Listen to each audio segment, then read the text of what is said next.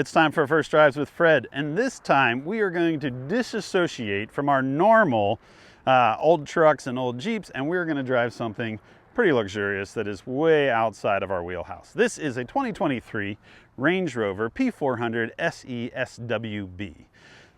Range Rover is the luxury arm of the Land Rover family. In fact, a few years ago, there were rumors that Range Rover is going to actually drop the Land Rover name and just offer Range Rover.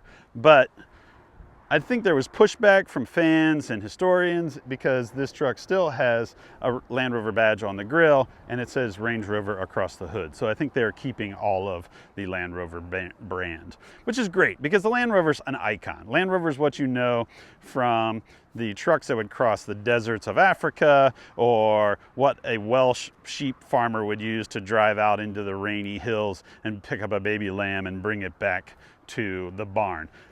Range Rover, on the other hand, was originated in like the 70s as like the iconic luxury brand. This is what the Queen of England would drive. This is what some bazillionaire in Dubai would drive.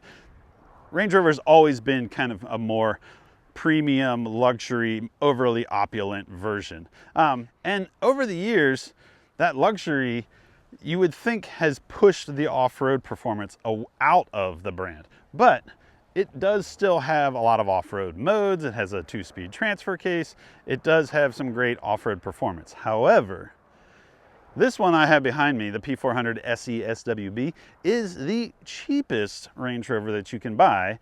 And I don't know about you, but I don't think I would be abusing off-road a SUV that costs $106,000. That's right, 106. That's the cheapest one you can get.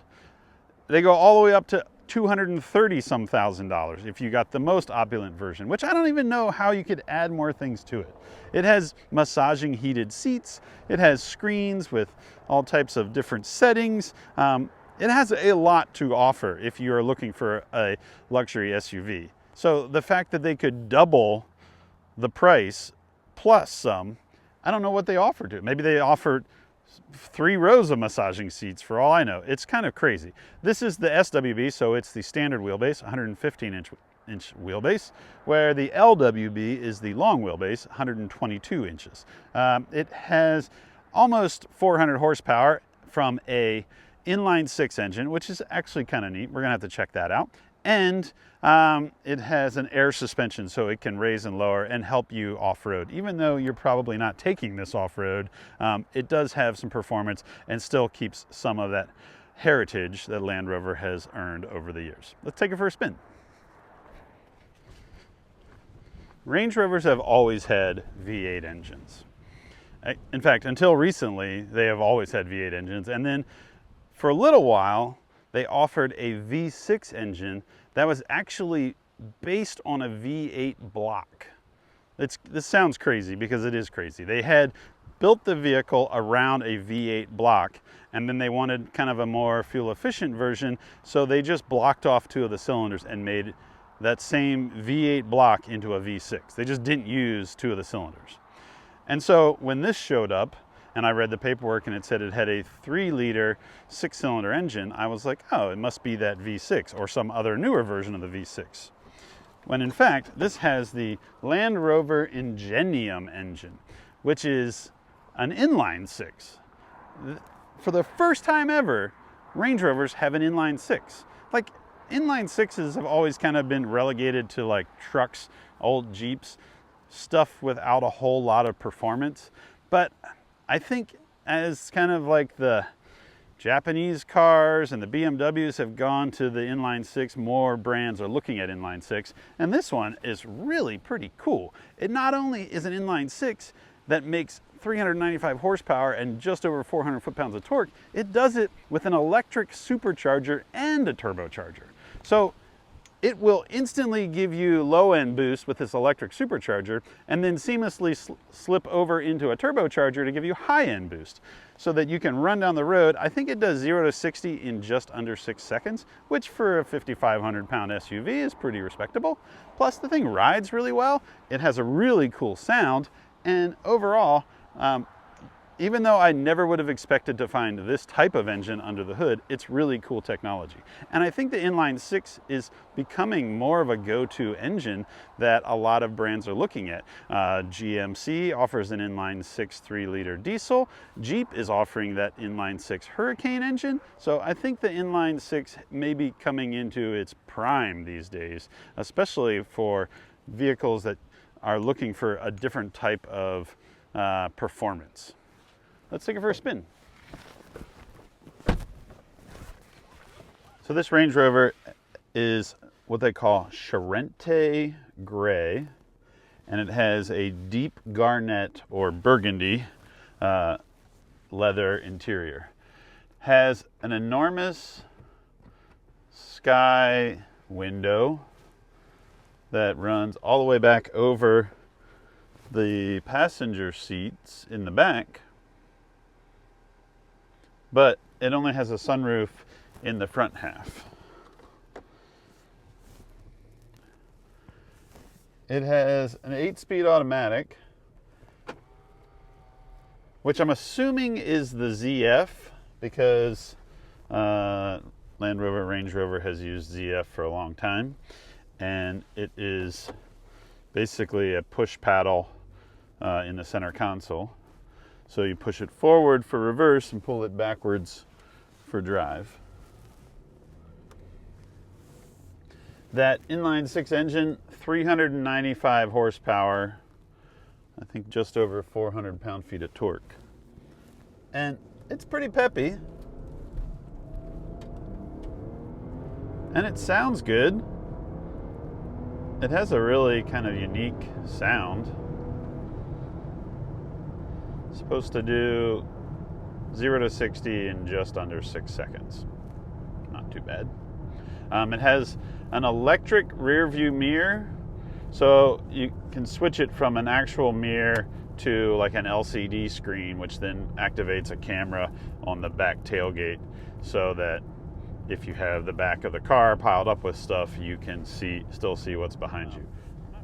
Four-wheel independent suspension, which Range Rover's had for a while now. I remember 10 plus years ago when I was at Four-Wheel and Off-Road Magazine, and we tested early Land Rover LR4s, and those had independent suspension all around. And at the time we were like, there's no way this can work. And now it seems like all of the Land Rover vehicles are four-wheel independent suspension. You can, like even the Defender, which had been the tried and true body on frame, solid axles front and rear, is now an independent suspension vehicle. It has big, enormous brakes, and that requires it to have big, enormous wheels. Plus, it's kind of a bougie-looking SUV, so that also seems to require it to have big, enormous wheels. I think this one's on 22s, and standard is probably 21s, which is kind of nuts. Like, I remember when 18s were considered preposterous, and now everything's on 20s or bigger, which I really feel is like from the design side, and not really from the performance side. Maybe street performance, because you don't have a lot of sidewall, but for off-road performance, like it really feels like you don't have a lot of sidewall for off-road use, as far as like acting like a suspension or cushion. When I was at Four-Wheel and Off-Road Magazine, and there was a couple years that I was the editor of that magazine, I got to drive a Range Rover Sport for a year. It had won our 4x4 of the Year test, and as part of winning, like that, the magazine was given a year-long test vehicle, and because I was the guy in charge, I got to drive it, which was awesome. It was kind of one of those cool perks of being a magazine editor that doesn't come along very often. And I remember that truck was one of my favorite SUVs that I'd ever driven. I don't know that I would go to it as like one of the best off-road vehicles I'd ever driven, but performance-wise, the thing had 550 horsepower. So this is the P400. It has an inline six with almost 400 horsepower. Then there is the P530, and they also offer the P635, and the P635 has just over 600 horsepower. So that is kind of the increments of what you get as you step up from 100 grand to 200 grand and even more than 200 grand. I think the price of new cars is bonkers. I think we've discussed that multiple times. In fact, just about every time I do a first drives with Fred, it blows me away how expensive new cars are. But it's also like the price of everything is through the roof, so kind of dwelling on the price of these new cars is not really that productive. But dwelling on how fast an inline six with an electric supercharger, that's productive, because this thing's pretty cool.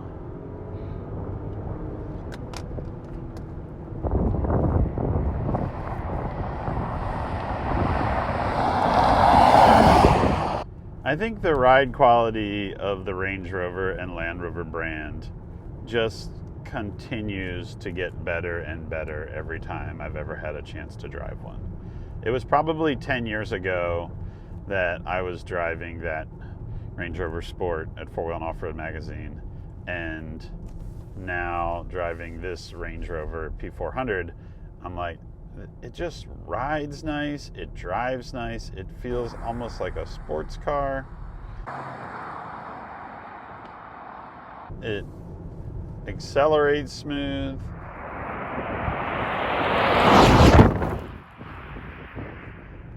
The whole idea of the electric supercharger and turbocharge combination, that's a little bit, that's kind of mind-boggling, because basically the computer is probably controlling the supercharger to have low-end boost and then gradually convert it over to the turbocharger and for high-end boost and have zero turbo lag out of the whole system.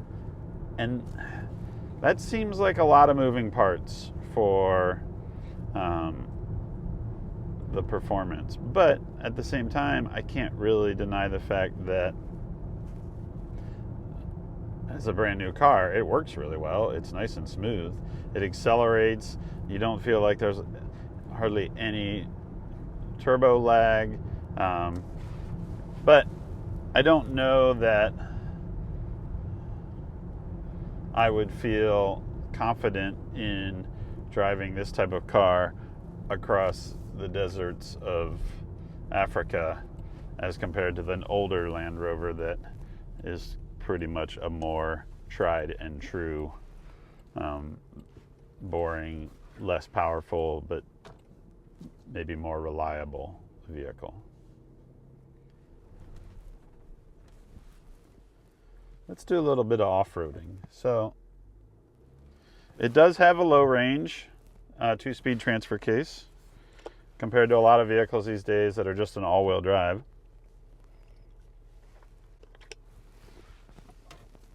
It's nice that they're still offering a low range transfer case in the Range Rover.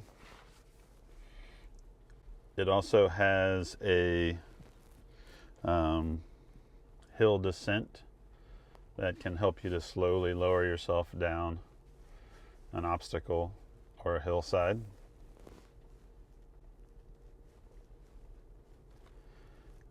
I know there is at least a center locking differential. I don't know if this has locking differentials in the front and rear axles, though it probably doesn't. Nowadays, a lot of these vehicles just use a brake-based traction control to lock or to keep a tire from spinning and transmit power to the other wheel that is still on the ground. So let's go drive through a little ditch and see if we can make it All right, I'm gonna come into this little ditch and see if I can lift a tire.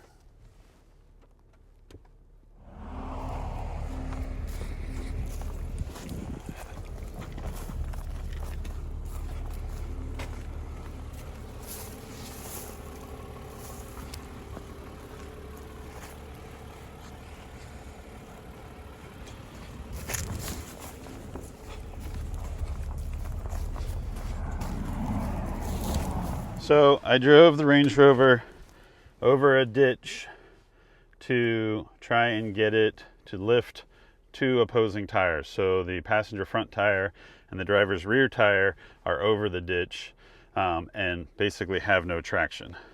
So I'm going to put it in drive and see if it will drive out of this. It is not. It notices that there are two tires spinning.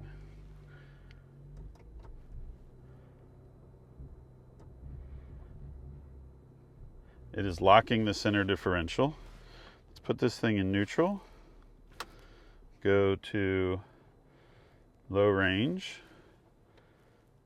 Then let's select rock crawl. Rock crawl seems like the most obvious one. I think if I put it in reverse, it's going to back right out. Yes. But if I put it in drive, will it drive through it?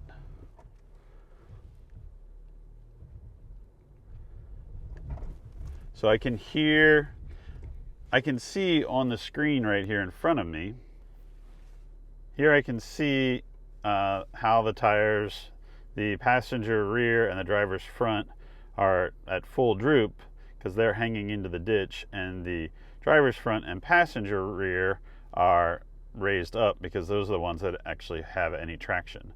You can see that there's a lock on the center differential, so that means that the transfer case, this, you notice the yellow lines when the tires spin? That is where it notices that tires are spinning and not grabbing. So I don't even have my foot on the gas and it's trying to drive out of this. So what I'm going to do is I'm going to give it some throttle and see if that driver's rear and passenger front tire will have the brakes applied and then transmit power to the other two wheels and drive it out of this ditch.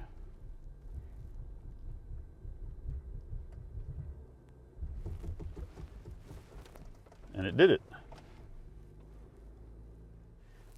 In the old days, you would apply a locker. It would lock the differential and it would send power to both wheels. Nowadays, with the brake-based traction control, it basically applies the brakes to the tire that is spinning, which then redirects power to the tire that isn't spinning, which is the one that's on the ground, and you can drive through stuff. I like lockers. I like being able to turn that stuff on and off, but it's hard to argue with the technology when it works. And that thing just did its job.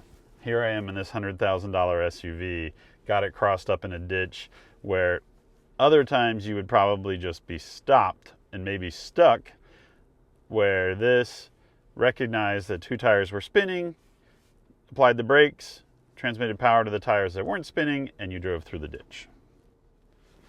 So this knob here is what changes your off-road settings. So if you go up here to this, if you turn this knob, then it comes up with this row of off-road options. There's, come back. There's Eco, Comfort. This one on the far left is dynamic for pavement. Then there's Eco. Then there's Comfort, Grass, Gravel, Snow, Mud and Ruts, Sand, Rock Crawl, and Wade. And that's all adjusted by doing this. This button right here is your low range, and this button is your hill descent. This button, which was just this odd button that I didn't notice for the longest time, I finally realized it is your radio control. You push that and the music comes on, and then you turn this and that is the volume. the whole thing is set up in this screen up here, and you would think that this would be where all of your controls would be, when in fact the stereo is here. This is your start stop. This is the transmission shifter that I was telling you about. You pull it back to go to drive, you push it forward to go to reverse, then you go to the middle to get neutral in order to disengage low range, and then you push a button for park, or you push this button and it is your start stop button. Lots of buttons. Oh, this is also kind of neat. This is your HVAC control, but you might be able to see there it says push for seat, pull for fan. So if I push it, now it tells me my heated seats, which is both cooled or heated. I think the cooled seat just has like blowers down in the vents of the seats. And then if you push it again, it comes back to your main controls for your temperature. And then if you want to adjust the fan, you pull it out and then you can crank the fan up. So one button does everything. And then these buttons are also part of your HVAC system. And then down inside here, it has one of those touchless or wireless battery chargers for your cell phone. And then there's a cup holder. And then in the center console, it actually has a cooling system. So you could put drinks in there and push that button and it would keep them cool. And then I don't know if there's more things. I guess that's all of it. Glove box over there, steering wheel controls, lots of different buttons and stuff here, but I don't know what everything does. This is that mirror that I was telling you about. It's a LCD screen, and then you flip it and it turns into a normal mirror. There you can see the camera. Hello. And you push that and it goes to a screen that tells you what the camera out back is seeing. So the Range Rover is the luxury version of the Land Rover. And I own a Land Rover. It's kind of a project truck right now. It's that old 109 series. In fact, here, let me back up. I just drove right by it. I'll take a picture and show you what it looks like. There it is. That's my project truck. I think that's cool. I don't know what I'm going to do with it yet. And I've always been kind of a fan of the Land Rover brand because growing up watching the Camel Trophy and also videos and movies from things like the safaris across the African continent. My grandfather actually went to Africa when he was younger and to help set up farms, and while he was there he had a Land Rover that he drove around in. So even though I'm kind of always been a Jeep guy, personally I think that the Land Rovers are pretty cool. So that being said, there's also kind of a 2-ton elephant in the room that needs to be discussed. This is the big question about the Range Rover of today. Behind me is a 1991 Range Rover owned by my buddy Bob. This is Bob's Range Rover. This is the brand new P400. The Range Rover of 1991 has had kind of a storied past. It was a luxury SUV. In fact, Range Rover probably invented the luxury SUV niche. And then for a while there, they were almost worthless. People would have these with a blown head gasket, or the electric windows wouldn't work, or some other issue, and they were practically giving them away. In fact, on Dirt Every Day once, we cut one in half. But when I was a kid, that was the truck I wanted to have because it was so cool. It was like this adventure truck. I would see it on the Camel Trophy. It would be this mustard yellow cover with a roof rack and a winch. And I was like, it's so cool. Like, I've always been a Jeep guy, but I always thought that Land Rovers had a cool spot. So, but the problem is that these luxury SUVs were valuable, and then before long, they plummeted, had issues, and they kind of were worthless.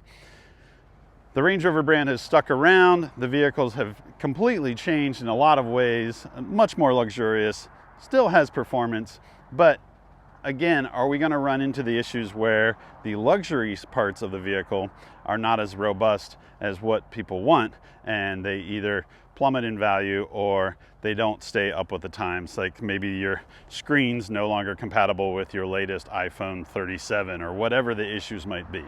That's always my concern with luxury vehicles.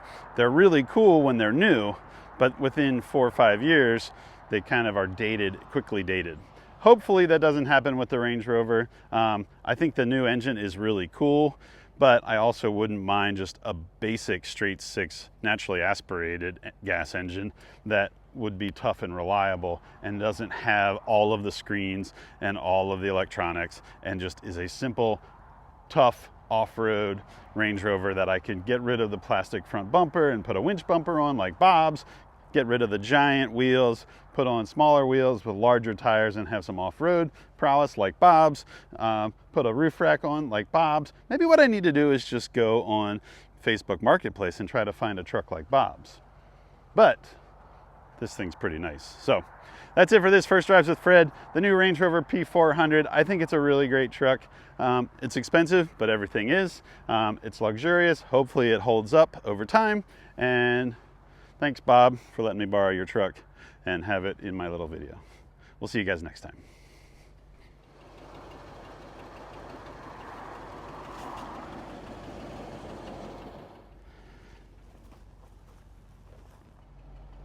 Check this out. The seat adjustment and the armrests with this adjuster knob on Bob's 1991. Come over here. The seat adjustment and the armrest with this little adjuster knob on a 2023.